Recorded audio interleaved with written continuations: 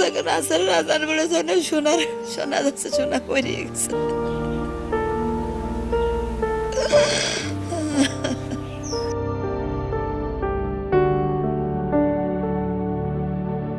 ওষুধ কিনে ফেরার পথে গুলিতে মাটিতে লুটিয়ে পড়ে সাব্বির। স্বপ্ন ভেঙে চুরমার পরিবারের।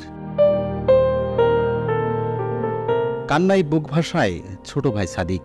মাদ্রাসার হেফজ বিভাগের শিক্ষার্থী ছোট ভাই সাদিক হোসেন প্রতিদিন বাদ জোহর নামাজ আদায় শেষে রাজধানীর ঢাকায় গুলিতে নিহত বড় ভাই সাব্বির হোসেনের কবর জিয়ারত করেন। প্রিয় বড় ভাইয়ের কবর দেখে খুঁজে বেড়ায় নানা স্মৃতি। তার আত্মার মাগফিরাত কামনায় দোয়া করেন তিনি।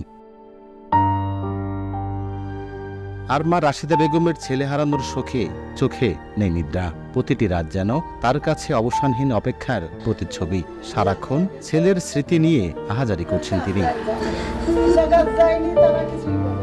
শোকে পাথর কলেজ শিক্ষার্থী ছোট বোনও।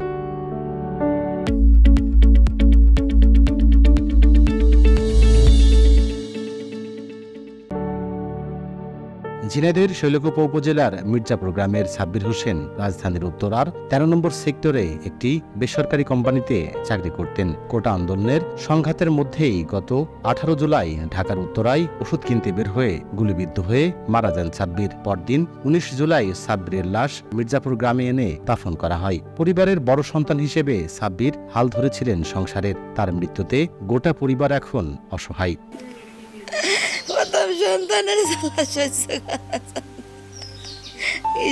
আমার ভাই আমার মা বাড়ি দেখতো, এখন কে দেখবে? ভাইয়ের কথা অনেক মনে পড়ে। ভাই আজ নাই, সে ভাই আজ নাই।